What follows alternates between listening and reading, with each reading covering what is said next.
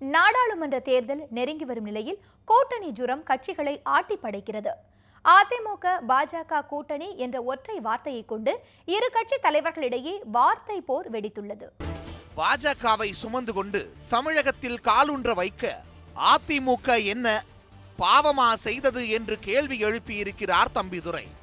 இந்த இடத்தில் பாஜகவை தூக்கி சுமப்பது என்பது பாவம் செய்தவர்களின் தண்டனைக்கு ஒப்பானதா என்கிற கேள்வி இயல்பிலேயே எழுந்தாலும் தம்பிதுரை பேச்சின் பின்னணி என்ன என்பதை ஆராய வேண்டியிருக்கிறது. கடந்த 6 மாதங்களாக அதிமுக எம்பிக்கள் பாஜக எதிர்ப்பையும் அதிமுக எம்எல்ஏக்கள் பாஜக ஆதரவையும் வெளிப்படுத்தி வருகிறார்கள். அதிமுகவினரின் இந்த 2 நிலைப்பாடுகளுமே தங்களது பதவியை தக்க வைக்கவே எடுக்கப்படுகின்றன என கூறுகிறார்கள் அரசியல் நோக்காளர்கள். இப்படி ஒரே கட்சியை சேர்ந்தவர்கள் எடுக்கும் இருவேறு நிலைப்பாடு கழகத்திற்குள் கலக்கத்தை உண்டாக்காதா, அதன் முதல் பொறிதான் தம்பிதுரையின் பேச்சா போன்ற சந்தேகங்கள் தோன்றுவதை தவிர்க்க முடியவில்லை. பொதுவாக சொந்த கருத்து தெரிவித்தால் அதையும் சேர்த்தே சொல்லிவிடும் பழக்கமுடைய தம்பிதுரை இம்முறை அதுபோல் எதையும் குறிப்பிடாமல் இருப்பதாலேயே அதை அதிமுகவின் கருத்தாக எடுத்துக் கொள்ளலாம் என்றும் கூறப்படுகிறது. இருப்பினும் தம்பிதுரையின் காட்டமான கருத்துக்கு பதில் பேச மறுக்கிறார் பொன் ராதாகிருஷ்ணன்.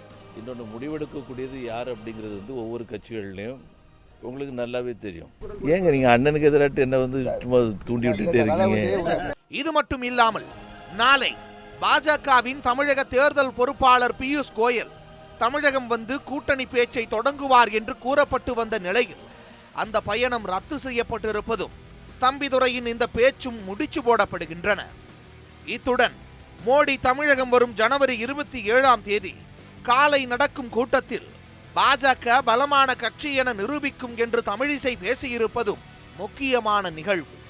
பல லட்சம் தொண்டர்களை நாங்கள் எதிர்பார்க்கிறோம். அதை சுற்றியுள்ள 10 பாராளுமன்ற தொகுதியில் இருந்துதான் தொண்டர்கள் வருகிறார்கள். தமிழகம் முழுவதும் இல்லை, பார்க்கத்தான் போகிறீர்கள். தமிழகத்தில் பாஜக எந்த அளவிற்கு வலு பெற்றிருக்கிறது என்பதை பார்க்கத்தான் போகிறார்கள். ஒரே கூட்டத்தில் பாஜக பலமான கட்சி என நிரூபிக்க வேண்டுமெனில் கூட்டணி கட்சி தலைவர்களை மேடையில் ஏற்றினால் மட்டுமே சாத்தியம். ஆனால் அதைத்தான் தமிழிசை குறிப்பிடுகிறாரா? ஆம் எனில் மோடியுடன் கூட்டணி மேடை ஏறும் தலைவர்களில் இபிஎஸ் இருப்பாரா போன்றவை விடை தேடப்பட வேண்டிய கேள்விகள்.